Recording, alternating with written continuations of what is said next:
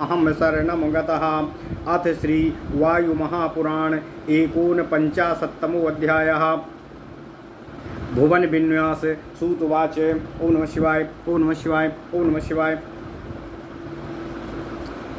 प्लक्ष्यदीपं प्रवक्ष्यामि यथावदेह संग्रहात् शृणुते मम यथा तत्त्वं ब्रुवतो मे द्विजोत्तमाः। जम्बूद्वीपस्य विस्ताराद् द्विगुणस्तस्य विस्तरः विस्तारात् त्रिगुणाश्चस्य परिणाः समन्ततः। तेनावृता समुद्रोऽयं द्वीपेन लवणोदका। तत्र पुण्या जनपदाश्चिराच्च म्रियते प्रजा। कुत एव हि दुर्भिक्षं जराव्याधि भयं कुतः। तत्रापि पर्वता शुभ्रा सप्तैव मणिभूषणा रत्नाकारास्तथा नद्यास्तासां नामानि वक्ष्यते। ओम नमः शिवाय। प्लक्षद्वीपादिषु त्वेषु सप्तसु विज्वायता परिदिशं विनिष्टाः पर्वता सदा। प्लक्षद्वीपे तु वक्ष्यामि सप्तद्वीपान् महाचलान्। गोमेधगोत्र प्रथमः पर्वतो मेघसन्निभः। ख्यायते तस्य नाम्ना वैवर्षं गोमेधकं तु ततो। द्वितीयः पर्वतश्चन्द्रः सर्वौषधि समन्वितः। अश्विभ्यां मृतस्यार्थे औषधस्तत्र संस्थितः। तृतीयो नारदो नामो दुर्गशैलो महोच्छ्रयः। तत्राचले समुत्पत्रौ पूर्वं नारदपर्वतौ। चतुर्थस्तत्र वैशैलो दुन्दुभिर्नाम्नामतः। शब्दमृत्यु पुरा तस्मिन् दुन्दुभिस्ताडितः सुरै। रज्जुदारो रज्जुमयः सालमलश्चासुरान्तकृतौ। पंचमः सोमको नामो देवैर्यतामृतं पुरा। असंभृतं संहृतं चैव मातुरर्थे गुरुत्मता। षष्ठस्तु सुमना नामो सा वर्षभ उच्यते। हिरण्याक्षो वराहेण तस्मिन् शैले निषूदितः। वैभ्राजः सप्तमस्तत्र भ्राजिष्णु स्फाटिको महान्। यस्माद्विभ्राजते रचिभिर्वैभ्राजस्तेन सा स्मृतः।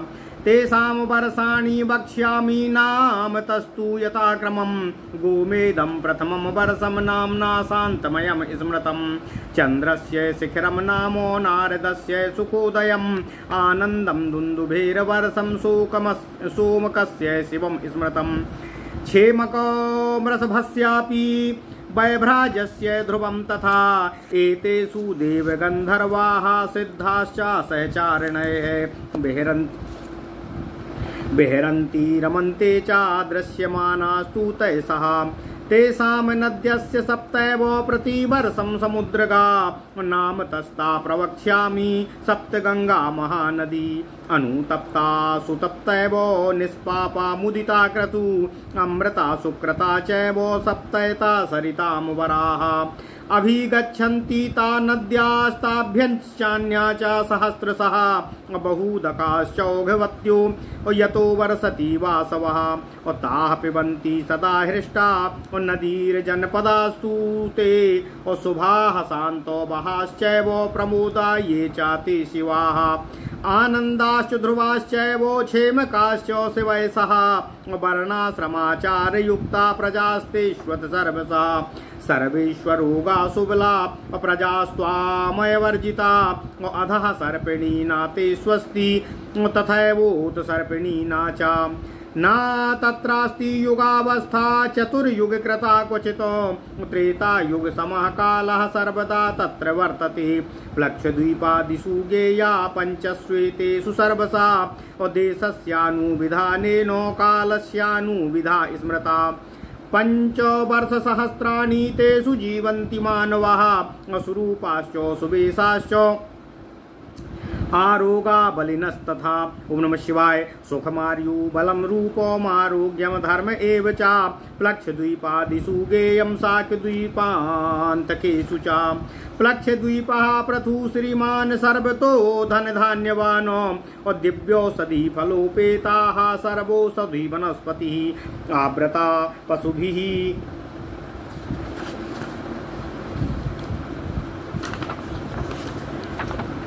आव्रता पशुभिः सर्वैः ग्राम्यारण्ये सहस्रशा जम्बूवृक्षेण संख्यातस्तस्य मध्ये द्विजोत्तमा प्लक्षो नाम महावृक्षस्तस्य नाम्ना सा उच्यते सः तत्र पूज्यते स्थाणुर्मध्ये जनपदस्य हि सा चापीक्षुरसोद्देशः प्लक्षदीपो समावृतः प्लक्षदीपस्य चैवेह वैपुल्याद् द्विस्तरेण तु इत्येषो सन्निवेशो वा प्लक्षदीपस्य कीर्तितः आनुपूर्व्या समासेन सालमलं तं निबोधत ततस्तृतीयं द्वीपानां सालमलं द्वीपमुत्तमं सालमलेन समुद्रस्तु दीपेनेक्षुरसोऽधिकः प्लक्षदीपस्य विस्ताराद् द्विगुणेन समावृतः तत्रापि पर्वता सप्त विज्ञेया रत्नयोनयः रत्नाकारास्था नद्यस्तेषु वर्षेषु सप्तसु प्रथमः सूर्यसङ्काशः कुमुदो नाम पर्वतः सर्वधातुमय शृङ्गे शिलाजाल समुद्गतये द्वितीया पर्वतस्तस्य उन्नतो नाम विश्रुतः हरितालमयः शृङ्गैर्दिव्यमावृत्य तिष्ठति तृतीयः पर्वतस्तस्य बलाहक इति श्रुतः जात्याञ्जनमयः शृङ्गैर्दिव्यमावृत्य तिष्ठति चतुर्थः पर्वतो द्रोणो यत्र सद्यो महाबला विशल्यकर्णी चैव मृतसञ्जीवनी तथा कंकस्तु पंचमस्तत्र पर्वतः सुमहोदयः दिव्यपुष्पफलोपेतो वृक्षवीरुत्समावृतः षष्ठस्तु पर्वतस्तत्र महिषो मेघसन्निभा यस्मिन् सोऽग्निर्निवसितै महिषो नाम वारिजः सप्तमः पर्वतस्तत्र ककुद्यन्नाम भास्यते यत्र रत्नान्यनेकानि स्वयं वर्षति वासवः प्रजापतिमुपादाय प्रजापत्ये विधि स्वयं ओम नमः शिवाय इत्येते पर्वतः सप्तो सालमले मणिभूषिता तेषां वर्षाणि वक्ष्यामि सप्तैव तु शतानि स्वय कुमुदात् प्रथमं श्वेतैर्मुन्नतस्य तु लोहितं बलाहकस्य जीमूतं द्रोणस्य हरितं स्मृतं कंकस्य वैद्युतं नामो महिषस्य तु मानसं ककुदः सुप्रभं नामो सप्तैतानि तु सप्तधा वर्षाणि पर्वतश्चैव नदीस्तेषु निबोधतो पानीतोया वितृष्णा च चन्द्रा शुक्रा विमोचनी निवृत्ति सप्तमी तासां प्रतिवर्षं तु ता स्मृतः तासां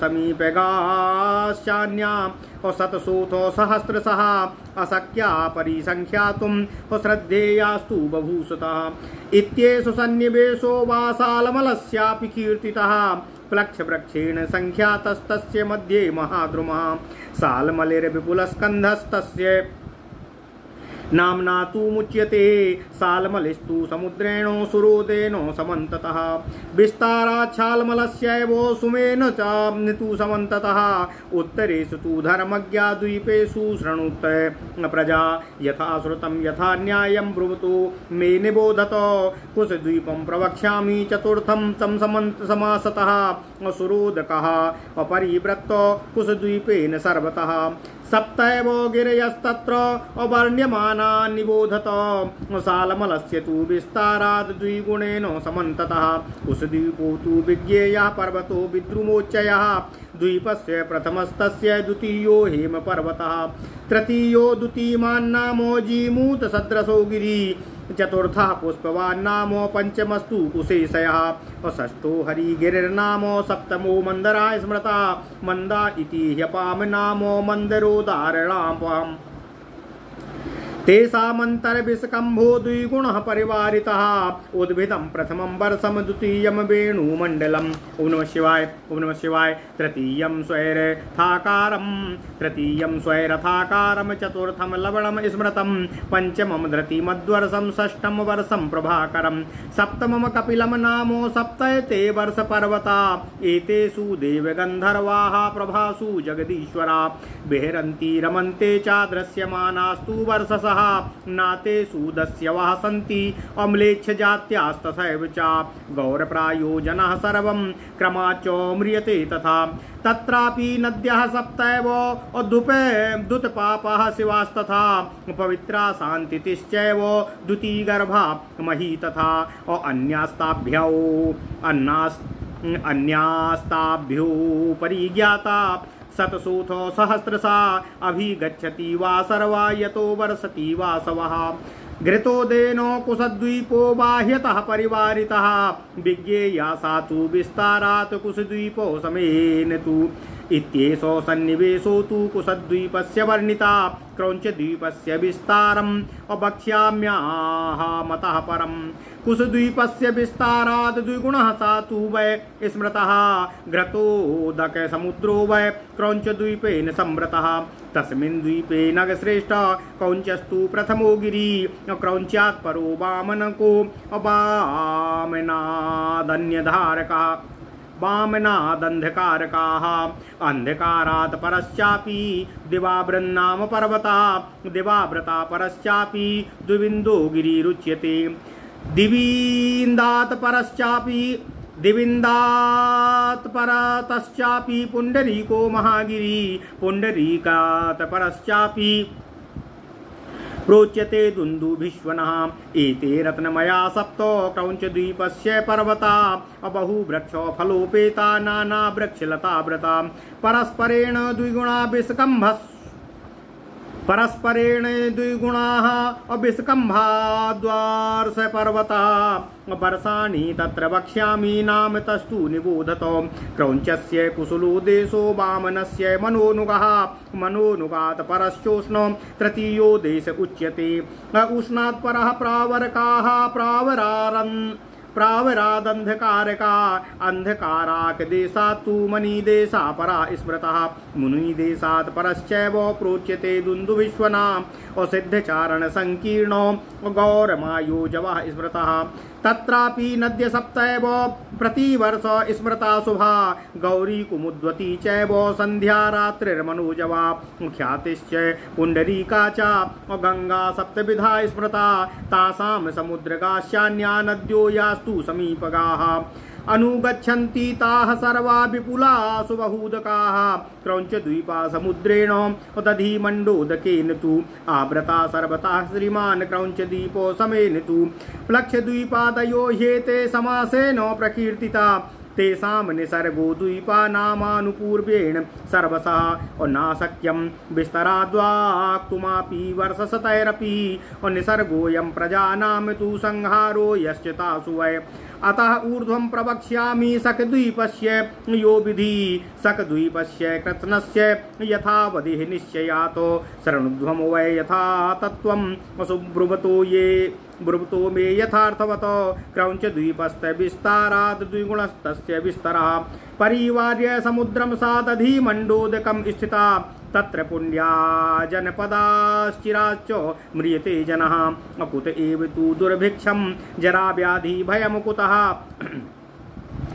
तत्रापि पर्वता शुभ्रा सप्तैव परिभूषिताः रत्नाकारास्तथा नाद्यास्तासां नामानि मे शृणु देवर्षि गन्धर्वयुतः प्रथमो मेरुरुच्यते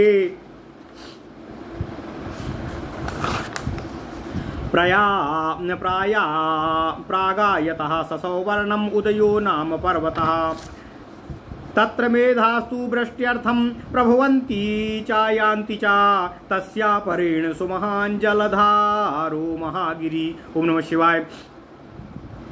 तस्मान्नित्यमुपादत्ते वासवः परमं जलं ततो वर्षं प्रभवति वर्षाकाले प्रजासुः तस्यापरे रेवतको यत्र नित्यं प्रतिष्ठितः रेवती दिवि नक्षत्रं पितामहक्रतो गिरिः तस्यापरेण सुमहाञ्जयामो नाम महागिरि तस्माच्छायामत्वमापन्ना प्रजाः पूर्वमिमा किल तस्यापरेण रजतो महानस्तो गिरि स्मृतः तस्या परेणाम्बिकेयो दुर्गशैलो हिमाचितः अम्बिकेयात् परो रम्यः सर्वौषधि समन्वितः सा चैव केसरीत्युक्तो यतो वायु प्रवायति शरणुध्वम नाम तस्तानि यथा वदनु पूर्वसः उदयस्योदकं वर्षं जलदम नाम विश्रुतं द्वितीयं जलधारस्य सुकुमारोमिति स्मृतं रैवतस्य तु कौमारं श्यामस्य तु मणिचक्रम्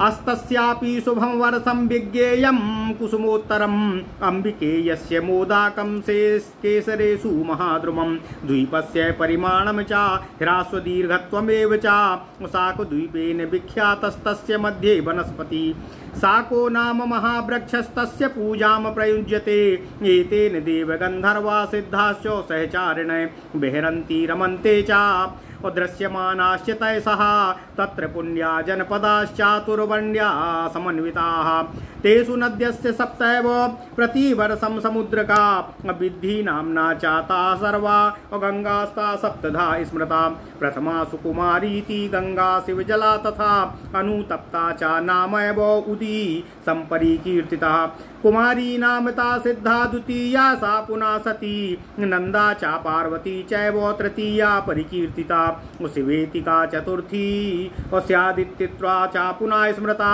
इक्षुस्व पंचमी गेया तथैव च पुनः क्रतु धेनुका च मृता चैव षष्ठी संपरिकीर्तिता एताः सप्तमः गंगा प्रतिवर्षं शिवोदकाः भावयन्ति जनम सर्वं साकुद्वीपो निवासिनम् अनुगच्छन्ति तास्त्वन्याः नदीरनद्याः सहस्रशः बहुदक परिश्वास्वा यतो वर्षति वासवा नासाम तु नामधेयानि परिमाणं तथैव च न शक्यं परिसंख्यातुं पुण्यास्ता सरिदुत्तमाः तापिबन्ति सदा हृष्टा नदीरजनपदास्तु ते सांसपायन विस्तीर्णो द्वीपोऽसो चक्र संस्थितः नदी जलय प्रतिच्छन्नम् पर्वतश्चाभ्रसन्निभय सर्वधातु विचित्रैषु मणिविद्रुम भूषितै पुरैश्च विविधाकारैः स्थितैर्जनपदैरपि वृक्षै पुष्पफलोपेतैः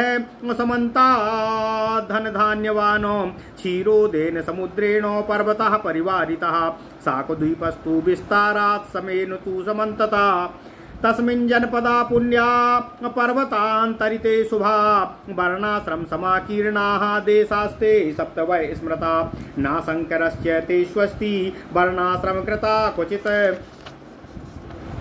धर्मस्य चाभ्याभिचारादेकान्त सुखिता प्रजा नातेषु लोभो मा चा वा ईर्ष्यासूया धृतिकुता विपर्ययो नातेष्वस्ति एतत्स्वाभाविकं स्मृतं करोत्पत्तिर्न तेष्वस्ति न दण्डो न च दण्डका स्वधर्मेणैव धर्मज्ञास्ते रक्षन्ति परस्परम् एतावदेव शक्यं वै तस्मिन् द्वीपे निवासिनां पुष्करं सप्तमं द्वीपं प्रवक्ष्यामि निबोधत पुष्करेण तु द्वीपेन वृत्तः क्षीरोदको वहि शाकद्वीपस्य विस्तारात् द्विगुणेन समन्ततः पुष्करे पर्वता श्रीमानेक एव महाशिलः औचित्रैर्मणिमये शैलै शिखरैस्तु समुच्चितै द्वीपस्य तस्य पूर्वार्धे चित्रसानु स्थितो महान् परिमण्डल सहस्राणि विस्तीर्णः 25 ऊर्ध्वं चैव चतुस्त्रिशत्सहस्राणि समाचितः द्वीपार्धस्य परिस्थो महापर्वतो मानसोत्तमः स्थितो बेला समीपे तु नवचन्द्र इवोदितः योजना नाम सहस्राणि ऊर्ध्वं 50 उच्चृताः तावदेव सा विस्तीर्णः सर्वतः परिमण्डलः सः एवं द्वीप पश्चार्धे मानसः पृथ्वीधरः एक एव महासानु सन्निवेशाद् द्विधा कृता स्वादूदकेनोदधिना सर्वतः परिवारितः पुष्कर द्वीप विस्ताराद् विस्तीर्णो सौ समन्ततः तस्मिन् द्वीपो स्मृतो तौ दु पुण्यो जनपदो शुभौ अभितो अमानसस्याथ पर्वतस्यानुमण्डलौ। ओम नमः शिवाय। महावीतम तु यद्वर्षम् अबाह्यतो मानसस्य ततो तस्य वाभ्यन्तरे यत्तुः धातकीदखण्डमुच्यते 10 वर्षसहस्राणि तत्र जीवन्ति मानवा आरोग्य सुख भूयिष्ठा मानसीं सिद्धिमास्थिता ससमायुष्य रूपम च तस्मिन् वर्षद्वये स्थितम् अधमोत्तमो नासेते स्वानाम तुल्यास्ते रूपशीलता न तत्र वञ्चको निर्स्या न स्तेया न भयम तथा निग्रहो न च दण्डोऽस्ति न लोभो न परिग्रहः सत्यानतम च तत्रास्ति धर्मो तथैव च वर्णाश्रमाणां वार्ता नापाशुपाल्यां वणिक्रियाः त्रयी दण्डनीतिः शुश्रूषा साल्वमेव च वर्षद्वये सर्वमेतत् पुष्करस्य न विद्यते न तत्र नद्यो वर्षं च शीतोष्णं वा न विद्यते उद्भिजान्यूदकान्यत्र गिरिप्रस्रवणानि च उत्तराणां कुरूणां तुल्यकालो जना सदा सर्वत्र सुसुखस्तत्र जराक्लमविवर्जितः इत्येष धातकी खण्डे महाभीते तथैव च आनुपूर्व्याद्विधि कृत्स्नो पुष्करस्य प्रकीर्तितः स्वादुदकेनोदधिना पुष्करः परिवारितः विस्तरान् मण्डलाश्चैव पुष्करस्य तथैव च एवं द्वीपा समुद्रैस्तु सप्तभिरावृता द्वीपास्यान्तरो यस्तु समुद्रास्तत्यमस्तु सः एवं द्वीप समुद्राणां वृद्धिर्गेया परस्परात् अपाम चैव समुद्रेर्गात समुद्रा इति संहिता ऋषियो निवत्सत्यस्मिन् प्रजा यस्माच्चतुर्विधा तस्माद्वर्षमिति प्रोक्ता प्रजानां सुखदं तु ततो ऋषक्येत्येव ऋषिणो व्रसः शक्ति प्रबन्धने रति प्रबन्धनात् सिद्धं वर्षत्वं तेन तेषु ततो शुक्लपक्षे चन्द्रवृद्धो समुद्रः पूयते सदा प्रक्षीयमाणे बहुले क्षीयते स्तमिते खगे आपूर्यमाणे उदधी स्वत एवाभिपूर्वते ततो पक्षीयमाण्डोऽपि स्वात्मनैवापकृष्यते उखास्थमग्निसंयोगा जलमुद्रिच्यते यथा महोदधिगतं तोयमुद्रिच्यते ततः अनूया रिक्ताश्च वर्धन्यापो ह्रसन्ति च उदयास्तमिस्तिश्चेन्द्रो पक्षयो शुक्ल कृष्णयो क्षयवृद्धिरेव मुद्यते सोमवृद्धि क्षयात् पुनः दशोत्तराणि पञ्चैव अङ्गुलीनां शतानि तु अपाम वृद्धि क्षयो दृष्टः समुद्राणां तु पर्वसु द्विरात् पात्वा स्मृता दीपाः सर्वतच्चोदकावृता उदकास्याधानं यस्मात् तस्मादुदधीरुच्यते अपर्वाणस्तु गिरयः पर्वता स्मृतः लक्षद्वीपे तु गोमेधः पर्वतस्तेन चोच्यते सालमलद्वीपे पूज्यते च महाद्रुमां कुशद्वीपे कुशस्तम्भस्तस्य नाम्ना सा उच्यते क्रौञ्चद्वीपे गिरिक्रौञ्चो मध्ये जनपदस्य शाकद्वीपे द्रुमा शाकस्तस्य नाम्ना सा उच्यते न्यग्रोधः पुष्करद्वीपे तत्र तैसा नमस्कृतः महादेवा पूज्यते तु ब्रह्मा त्रिभुवनेश्वरा तस्मिन् निवसति ब्रह्मा साध्य सार्धं प्रजापति उपासते तत्र देवास्त्र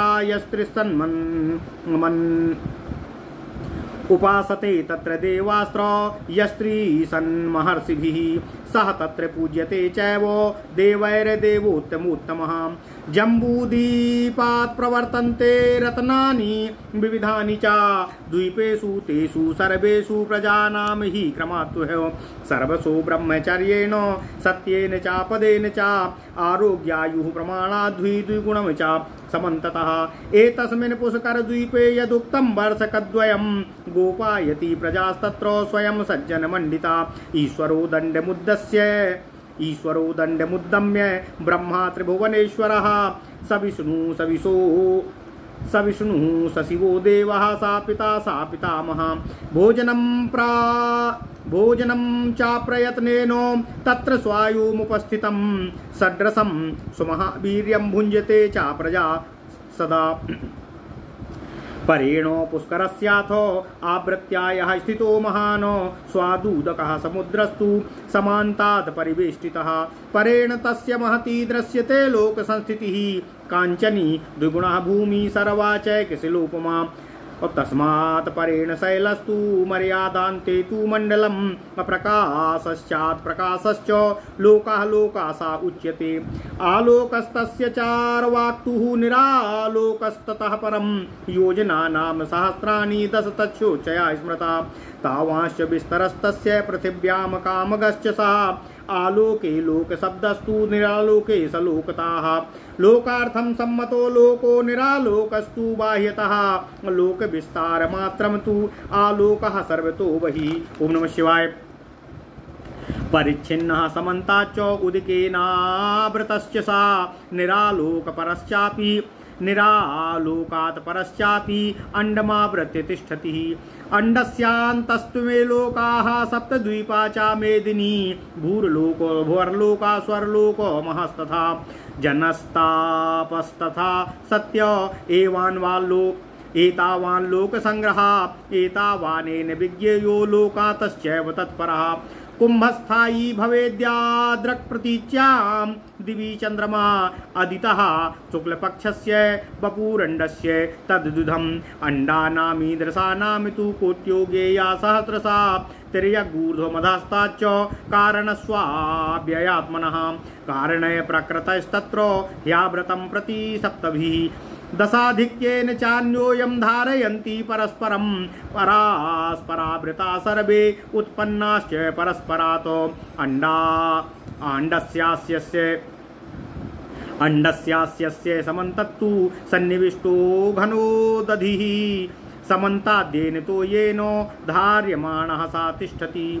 बाह्यतो घनतो यस्य तिर्यगूर्ध्वानुमण्डलं धार्यमाणं समन्तात्तु तिष्ठते घनतेजसा।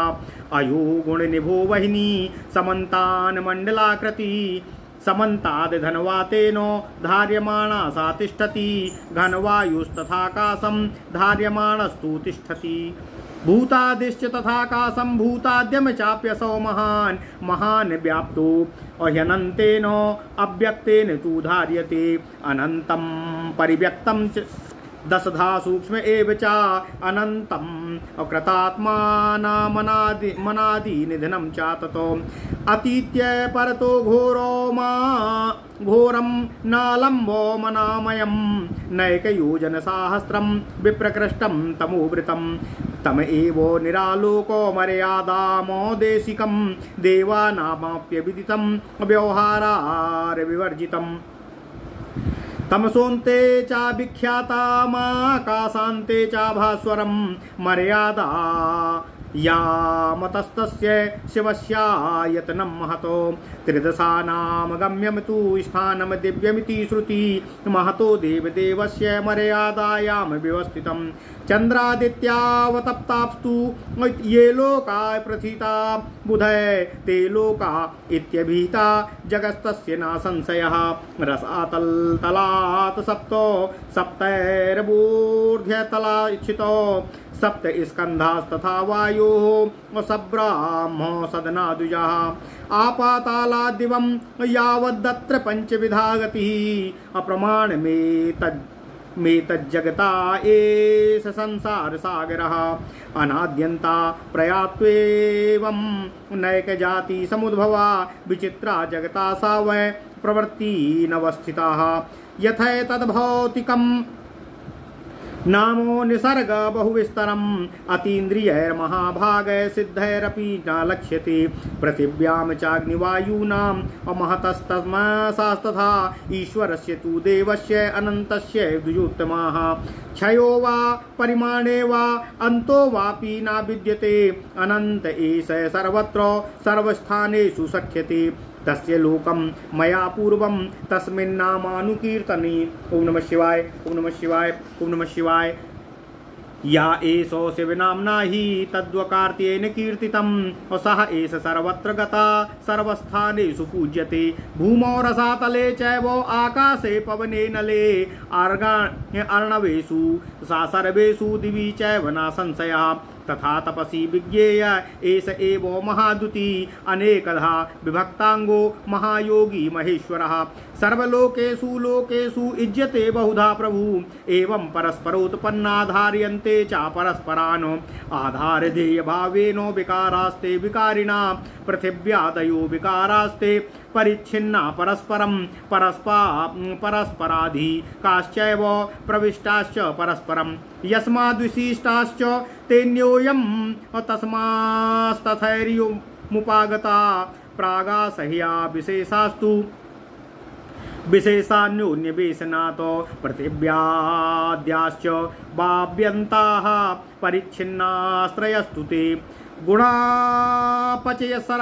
गुणापचयसारेण परिच्छेदो विशेषता शेषाणां तु परिच्छेदः सौम्यान्येह विभाव्यते भूतेभ्यः परतस्तेभ्यो ह्यालोकः परता स्मृता भूतान्यालोक आकाशे परिच्छिन्नानि सर्वशः पात्रे महती पात्राणि यथैवान्तर्गतानि तु भवन्त्यान्योन्यहीनानि परस्पर समाश्रयात् तथा ह्यालोक आकाशे भेदास्तान्तर्गता मता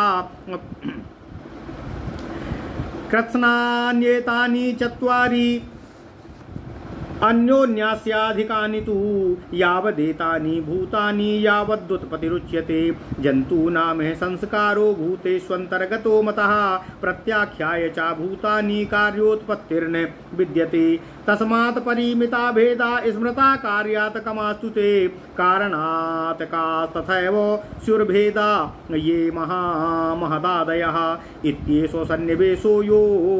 इत्येषो सन्निवेशो वो मया प्रोक्तो विभागसः सप्तद्वीप समुद्रायां यथा तथ्येन वैदुजाः विस्तरान् मण्डलाश्चैव अप्रसंख्यातेन चैव हि वैश्वरूपं प्रधानस्य परिमाणैकदेशिकम् अधिष्ठानं भगवतो यस्य सर्वमिदं जगत् एवं भूतगणा सप्त सन्निविष्टा परस्परम् एतावान् सन्निवेशस्तु मया शक्यः प्रभासितुम् एतावदेव श्रोतव्यं सन्निवेशे तु पार्थिवः सप्त प्रकृतयस्त्वेता धारयन्ति परस्परम् ता स्वल्प परिमाणेन प्रसंख्यातु मिहोच्यते असंख्येया प्रकृतयस्तिर्या गूर्ध्वा मधश्चया तारका सन्निवेशश्च यावदिव्यं तु मण्डलं मर्यादा सन्निवेशस्तु भूमेस्तदनुमण्डलम् अतः परं प्रवक्ष्यामि पृथिव्यां वैदुजोत्तमाः। ओम नमः शिवाय ओम नमः शिवाय ओम नमः शिवाय ओम नमो भगवते वासुदेवाय ओम देवकी सुत गोविंद वासुदेव जगत्पति देहि मे तनियं कृष्ण त्वाम अहं शरणं गतः। अथ श्री वायु महापुराण 49वां अध्याय भुवन विन्यास। ओम नमः शिवाय। सूची ने कहा, हे दुर्योत्तमो, हे ऋषियों, जितना मुझे ज्ञात है उसी के अनुसार मैं प्लक्षद्वीप का तत्वों सहित आपसे वर्णन कर रहा हूँ। आप लोग कृपया उसका श्रवण करें।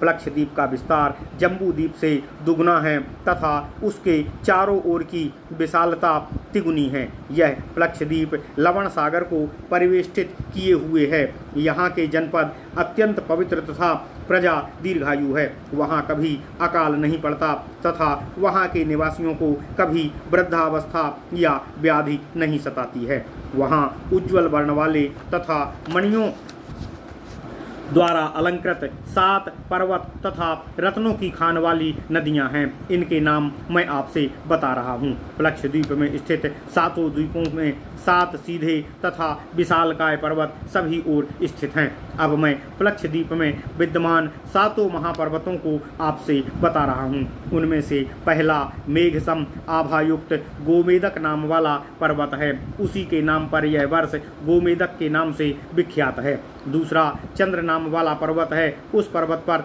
सभी प्रकार की औषधियाँ विद्यमान हैं। अमर प्राप्ति के लिए औषधियाँ यहाँ अश्विनी कुमारों द्वारा स्थापित की गई हैं। तीसरा नारद पर्वत है जो अत्यंत ऊंचा है और दुर्ग शैल के रूप में स्थित है। यहीं पर प्राचीन काल में नारद तथा पर्वत ऋषि उत्पन्न हुए थे। चौथा पर्वत दुंदुभी के नाम से है। पूर्व काल में देवताओं द्वारा इस पर्वत पर दुंदुभी बजाया जाता था, जिसकी मृत्यु रूपा ध्वनि से असुरों को ताड़ित किया जाता था। रज्जुदार, रज्जुमय तथा सालमल आदि दैत्य यही मारे गए थे। सोमक नाम वाला पर्वत 5वां पर्वत है।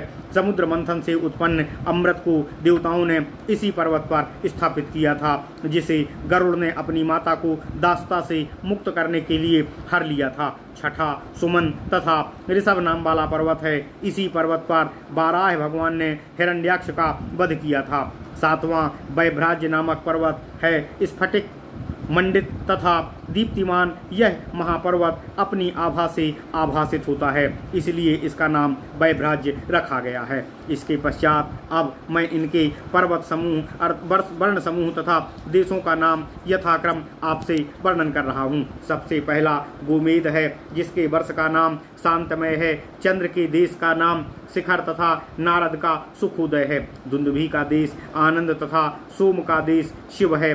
ऋषभ का देश क्षेमक तथा वैभ्राज्य का ध्रुव है। यहाँ चारणों के साथ देवता गंधर्व तथा सिद्ध जनों को सदा विचरण करते तथा आनंद प्राप्त करते हुए देखा जाता है। इन 7 द्वीपों में से प्रत्येक में एकाएक समुद्र की ओर प्रस्थान करने वाली नदियां स्थित हैं। इन महासरिताओं को सप्तगंगा कहा जाता है। इन श्रेष्ठ नदियों के नाम हैं अनुतप्ता, सुतप्ता, निष्पापा, मुदिता, क्रतु, अमृता तथा सुक्रता। इन नदियों में अन्य हजारों नदियां उत्पन्न हुई हैं।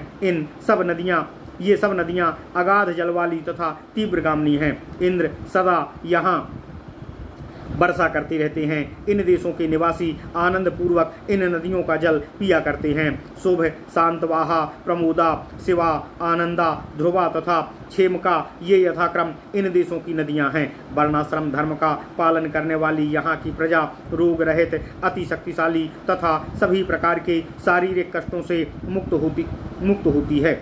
यहाँ के लोग ना तो अति उच्च आकांक्षा वाले हैं और ना ही अति निम्न आकांक्षा वाले होते हैं। प्लक्ष आदि 5 द्वीपों में सत्य युग आदि 4 युग काल नहीं होता है। वहाँ पर त्रेता युग का ही समय वर्तमान रहता है। देश तथा काल की महिमा से वहाँ के लोग 5000 वर्षों की आयु वाले होते हैं। वहाँ के लोग सुंदर स्वरूप वाले, सुवेशधारी, निरोगी तथा बलवान होते हैं। शाक द्वीप में भी प्लक्ष आदि द्वीपों की ही भांति सुख, आयु, बल, रूप आदि सभी गुणधर्म विद्यमान हैं। प्रशस्त प्लक्ष द्वीप संपन्न, धन धान्यवान, दिव्य औषधियों तथा फलों से परिपूर्ण एवं सभी प्रकार की औषधियों वाली वनस्पतियों से युक्त है। यहाँ हजारों प्रकार की ग्रामीण तथा वनवासी पशु रहते हैं। हे दुर्योत्तमो, जम्बू वृक्ष की भांति ही यहाँ एक प्लक्ष नाम वाला महावृक्ष है। इस देश के मध्य में विद्यमान है। इस वृक्ष के नाम पर इस देश को प्लक्षद्वीप कहा जाता है। स्थाणु अर्थात भगवान शिव इस जनपद के निवासियों के पूज्य देवता हैं। यह द्वीप ईख के रस वाले समुद्र से समावृत है। हेतु जो यह मैंने आप लोगों से प्लक्षद्वीप की विपुलता तथा स्थिति का विस्तार पूर्वक वर्णन कर दिया है। अब आप लोग सालमल द्वीप का वर्णन संक्षेप में मेरे से सुनिए। प्लक्ष द्वीप के विस्तार से दुगुना यह सालमल द्वीप तीसरा श्रेष्ठ द्वीप है। इस इक्षुरस के सागर से आवृत हुए रत्नों को उत्पन्न करने वाले 7 वर्ष पर्वत यहाँ स्थित हैं, जिनसे 7 रत्न प्रसूता नदियाँ निकलती हैं। इन 7 वर्ष पर्वतों में पहला कुमुद पर्वत है, जो सूर्य के समान प्रभायुक्त तथा अनेकों शिलाओं को उत्पन्न करने वाला है। धातु मंडित शिखरों से उत्पन्न दूसरा पर्वत जन उन्नत के नाम से प्रसिद्ध है। इसके हरितालमय शिखर स्वर्ग को स्पर्श करते हैं। तीसरा बलाहक नामक पर्वत है, जो अंजनमय गगनचुंबी शिखरों से युक्त होता है। चौथा पर्वत विशल्यकर्णी, घाव के विष को दूर करने वाला तथा मृत संजीवनी आदि शक्ति प्रदायिनी औषधियों से संपन्न द्रोण नामक पर्वत है। कंक नाम वाला 5वां पर्वत दिव्य फल पुष्प युक्त वृक्षों तथा विभिन्न लताओं से सदा आवृत रहता है। छठा मेघवर्ण महिष नाम वाला पर्वत है, जिस पर जल से उत्पन्न महिष नाम वाले अग्नि निवास करते हैं। विभिन्न रत्नों से समृद्ध ककुद्यान पर्वत 7वां वर्ष पर्वत है। प्रजापति ब्रह्मा ने जब सर्वप्रथम प्रजाओं की सृष्टि का संकल्प किया था, उस समय स्वयं इंद्र ने यहाँ वर्षा की थी। ये सालमल द्वीप के 7 मणि पर्वतों से अलंकृत वर्ष पर्वत हैं। अब इन पर्वतों के मंगलमय देशों को मैं आपसे बता रहा हूँ। पहले पर्वत कुमुद का का देश श्वेत है, दूसरे उन्नत का लोहित, बलाहक का जीमूत, द्रोण का हरित, कंक का वैद्युत, महिष का मानस तथा सातवें ककुद का देश सुप्रभ है। ये ही 7 भागों में विभक्त 7 वर्ष पर्वत तथा उनके देश हैं। अब आप लोग नदियों के नाम सुने। पानी, तोया, वितृष्णा, चंद्रा, शुक्ला, विमोचनी तथा निवृत्ति, इन द्वीपों की ये 7 नदियां कही गई हैं। पूजनीय विप्रगणों, इन नदियों के समीप प्रवाहित होने वाली जो अन्य सैकड़ों हजारों नदियां हैं, उनकी संख्याओं की गणना करना भी संभव नहीं है। यह मैंने सालमल द्वीप की स्थिति का वर्णन आप लोगों से किया है।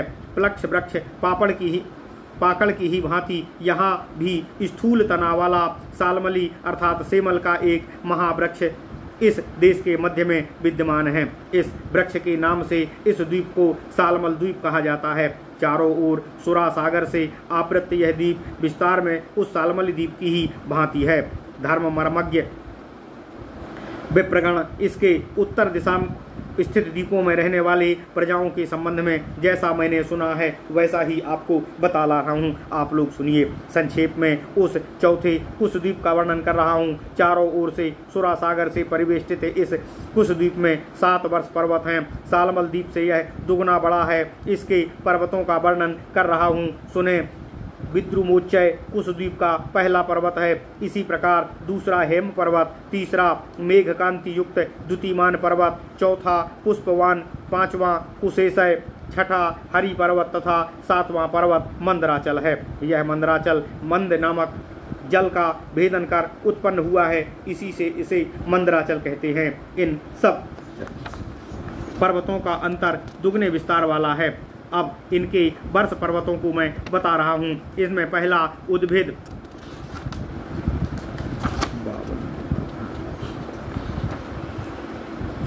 उद्भिद, दूसरा वेणुमंडल, तीसरा स्वैरथाकार, चौथा लवण, पांचवां धृतिमान, छठवां प्रभाकर, 7वां कपिल वर्ष पर्वत है। इन सब वर्ष पर्वतों का ईश्वरीय शक्ति संपन्न देवता तथा गंधर्वों को क्रीड़ा करते तथा विचरण करते हुए देखा जाता है। यहाँ कोई भी दस्यु अथवा म्लेच्छ नहीं रहता है। यहाँ के निवासी गौर वर्ण के होते हैं और उनकी मृत्यु क्रमानुसार ही होती है।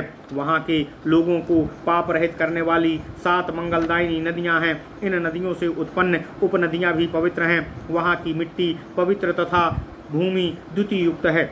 यहाँ की नदियों से बड़ा अन्य सैकड़ों हजारों नदियाँ भी उत्पन्न होती हैं। इंद्र द्वारा सदा वर्षा करने के कारण ये नदियाँ सदा जलपूर्ण होकर ही प्रवाहित होती रहती हैं। यह कुशद्वीप घृत सागर से परिवेष्टित है तथा उसका विस्तार भी कुशद्वीप के समकक्ष है। यह कुशद्वीप की स्थिति का वर्णन मैंने आप लोगों से कर दिया है। इसके पश्चात अब क्रौंच द्वीप का वर्णन आप लोगों से कर रहा हूँ। कुशद्वीप से दुगने विस्तार वाला यह क्रौंच द्वीप घृत सागर को आवृत किए हुए है। इस द्वीप में स्थित क्रौंच पर्वत पहला पर्वत है तथा सभी से श्रेष्ठ है। क्रौंच के पश्चात वामनक, वामनक के बाद अंधकारक, अंधकारक के बाद दिवाव्रत, दिवाव्रत के बाद द्विविंद, द्विविंद के बाद पुंडरीक तथा पुंडरीक के बाद दुंदुभिवन नामक पर्वत स्थित हैं। क्रौंच द्वीप स्थित ये 7 पर्वत रत्नमय तथा फल पुष्प से पूर्ण अनेकों प्रकार के वृक्ष तथा लताओं से सदा युक्त रहते हैं। इन पर्वतों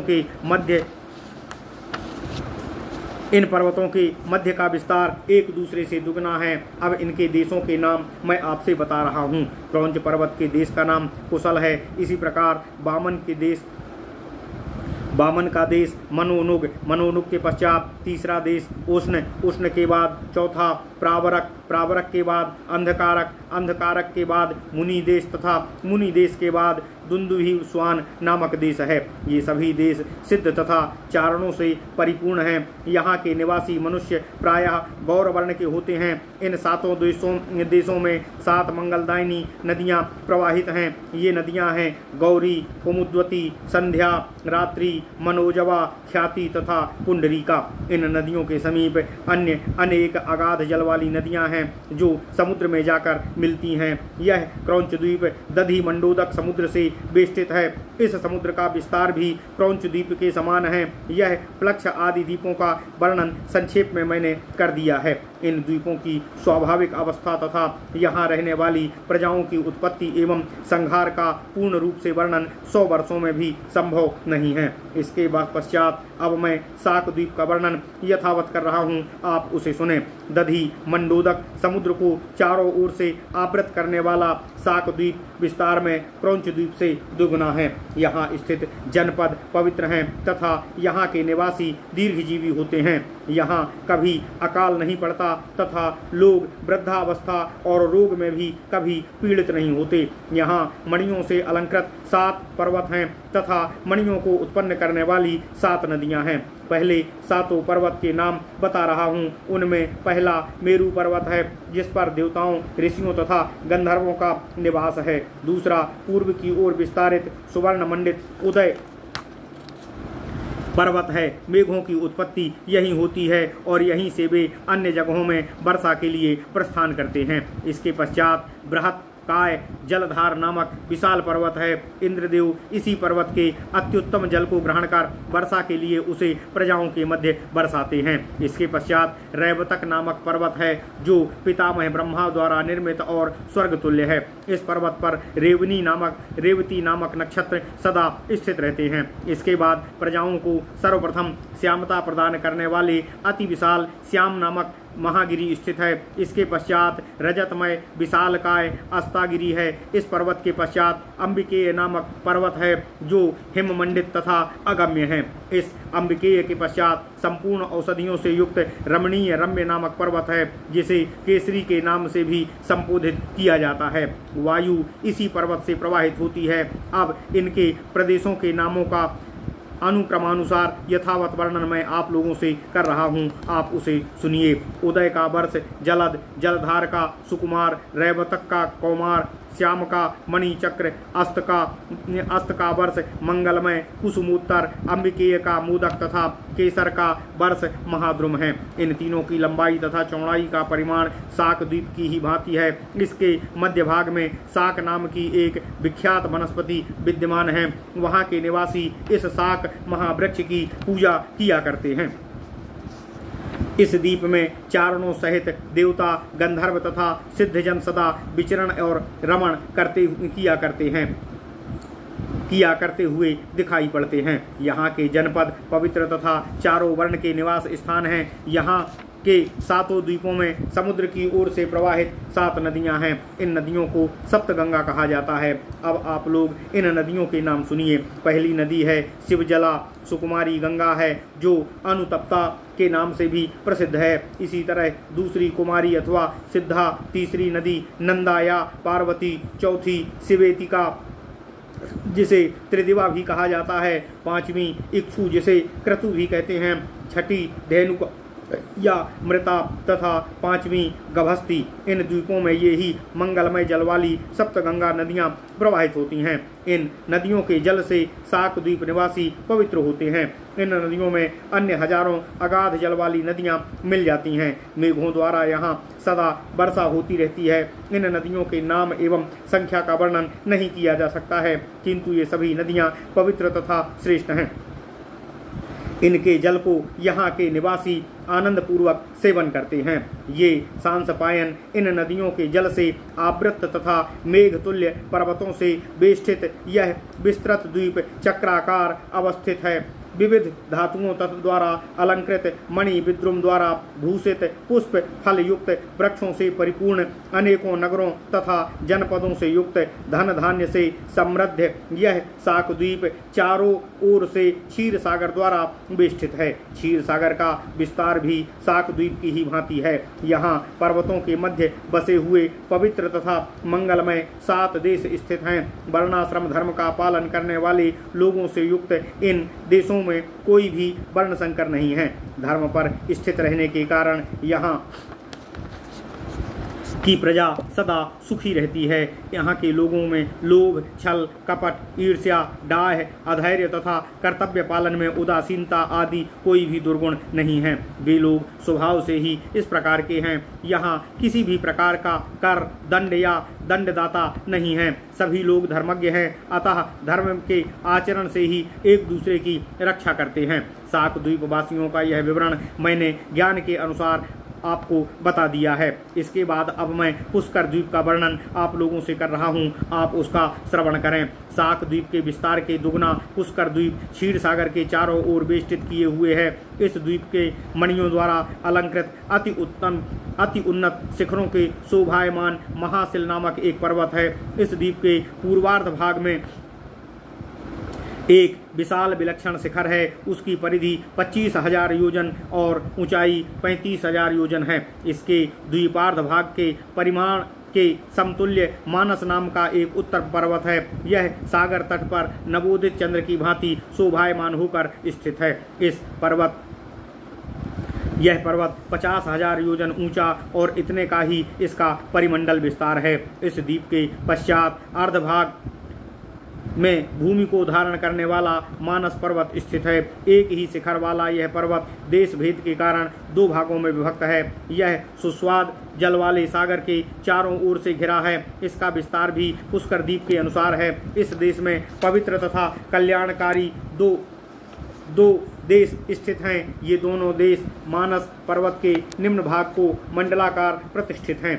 मानस पर्वत के बहिर्भाग में स्थित देश महावीत कहलाते हैं। इनके अंतरस्थ देश धात की खंड के नाम से विख्यात हैं। यहाँ के निवासी 10,000 वर्षों तक जीवित रहते हैं। ये सभी रोग रहित, सुखी तथा मानसी सिद्धि से संपन्न होते हैं। इन दोनों देशों के लोगों में आयु तथा रूप की समानता है। उत्तम अधम के भेदभाव से हीन वहाँ के लोग रूप तथा स्वभाव में समतुल्य हैं। छल, कपट, ठगी, ईर्ष्या, चोरी, भय, शक्ति प्रदर्शन, दंड, लालच, दान तथा सत्य मिथ्या, धर्म अधर्म, वर्णाश्रम वार्ता, पशुपालन, क्रय विक्रय, त्रयी विद्या, तीनों वेदों से संबंधित विषय, दंड नीति, सेवा कार्य, कुवचन प्रयोग तथा शास्त्रों का प्रयोग, ये सभी पुष्कर द्वीप में दोनों देशों में विद्यमान नहीं हैं। वहाँ नदी, वर्षा, गर्मी, सर्दी, उद्भिज, पर्वत, जल तथा झरने आदि भी नहीं हैं। वहाँ उत्तर कुरु के समान एक ही प्रकार का समय सदा वर्तमान रहता है। वहाँ के लोग क्लांति तथा वृद्धावस्था से रहित होते हैं। वहाँ सभी जगह सुख ही सुख व्याप्त होता है। यह पुष्कर द्वीप में महावीत तथा धातकी खंड का यथाक्रम संपूर्ण वर्णन मैंने आपसे कर दिया है।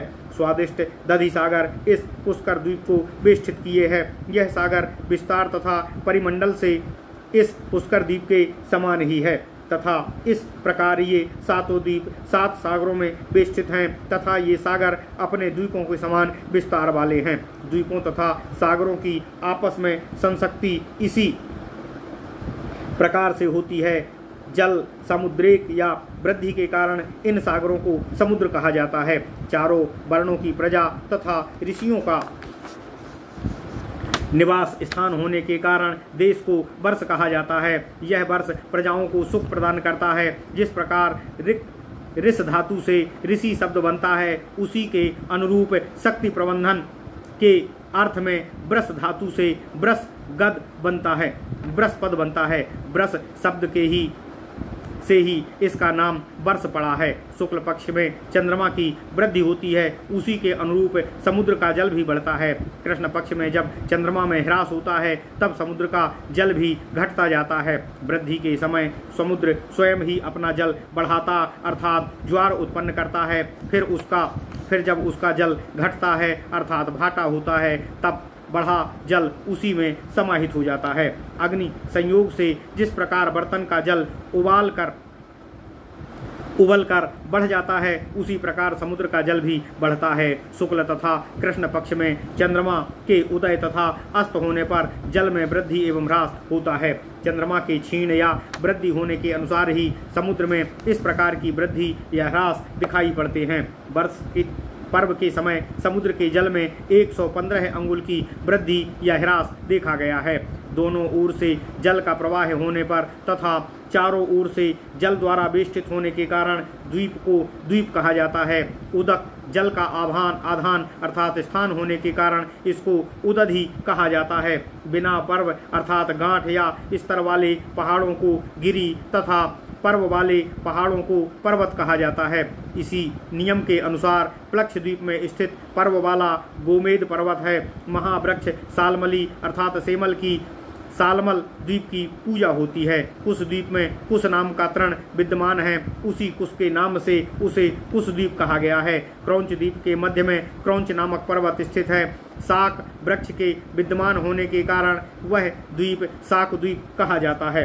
पुष्कर द्वीप में सबों द्वारा वंदित वट वृक्ष है। वहाँ पर भगवान त्रिभुवनेश्वर महादेव तथा ब्रह्मा जी की पूजा की जाती है। ब्रह्मा जी वहाँ साध्यों सहित निवास करते हैं। वहीं पर 33 महर्षियों सहित देवगण सदा उपासना करते रहते हैं। वे देवगण देवाधिदेव ब्रह्मा की पूजा करते हैं। जम्बू द्वीप में अनेकों प्रकार के रत्न उत्पन्न होते हैं और वहाँ की सर्वज्ञ प्रजा यथाक्रम ब्रह्मचर्य, सत्य तथा निग्रह का पालन कर आरोग्य तथा द्विगुण आयु प्राप्त करती है। पूर्वोक्त पुष्कर द्वीप के दोनों देशों की रक्षा वहाँ के सज्जन प्रकृति की प्रजा स्वयं करती है। भगवान विष्णु, भगवान शिव, सूर्य तथा पितृगणों सहित स्वयं ब्रह्मा दंड आदि विधि विधानों द्वारा वहाँ शासन करते हैं। बिना प्रयास के ही वहाँ के निवासी 6 रस युक्त तथा शक्ति प्रदायक भोजन प्राप्त कर लेते हैं। पुष्कर द्वीप स्वादिष्ट जलयुक्त सागर से घिरा हुआ है। इसके आगे एक ही शिला की भांति स्थित समतल तथा जनसंकुल महान कंचनपुरी है। इसके आगे मर्यादा पर्वत, उसके पश्चात मंडल और फिर लोकालोक पर्वत स्थित हैं। इस लोकालोक में एक ओर प्रकाश तथा दूसरी ओर अंधकार छाया रहता है। यहाँ पूर्व दिशा में प्रकाशित तथा पश्चिम दिशा में अंधकारमय है। यह 10,000 योजन ऊंचा तथा इतने ही विस्तार वाला है। इस संसार में यह पर्वत ही इच्छानुरूप गतिमान है। इसके जिस भाग में आलोक है उसी के लिए लोक शब्द का प्रयोग किया जाता है। निरालोक भाग में भी लोक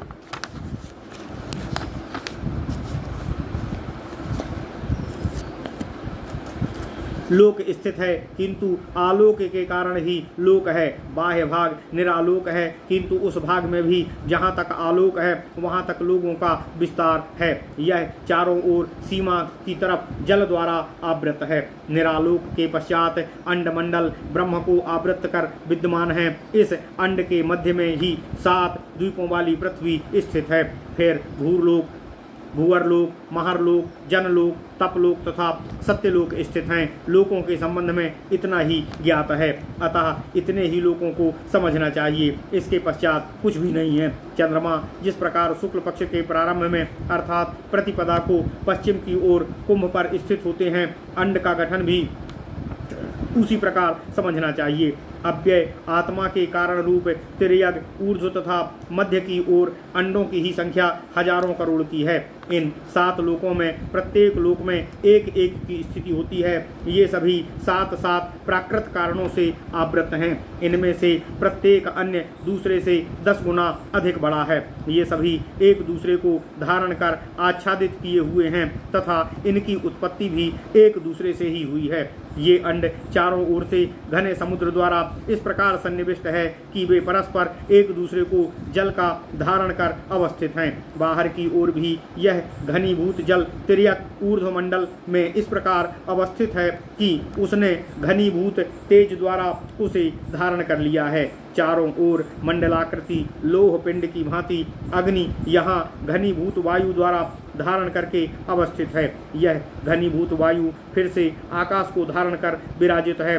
आकाश भूत आदि महान को और भूत आदि महान धारण किए हुए हैं। यह महान अव्यक्त अनंत द्वारा परिव्याप्त है। यह परिव्यक्त अनंत 10 प्रकार का है। सूक्ष्म, अकृतात्मा, अनादि निधन, असीम, घोर, अनालंब, अनामय, अनेकों हजार योजन दूर स्थित अंधकारावृत, अंधकार की भांति अदृष्टिगोचर, सीमा रहित, देवताओं से भी अज्ञात तथा व्यवहार वर्जित, आदि आदेशिक, अंधकार के अंत में सूर्य तथा आकाश के अंत में भगवान शिव का एक तेजोमय एवं दिव्य मंदिर है। यह दिव्य स्थान देवताओं के लिए भी अगम्य है। महादेव के इस आयतन के अंत में चंद्र तथा सूर्य द्वारा प्रकाशित जो लोक हैं उनमें मनुष्यों द्वारा जागतिक लोक कहा जाता है।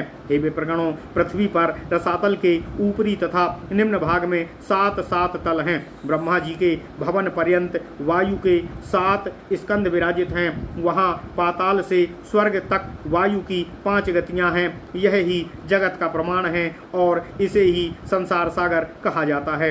अनेकों जातियों को जन्म देने वाली यही भूमि है। यह अनादि अनंत जगत परंपरा इसी की भांति चली आ रही है।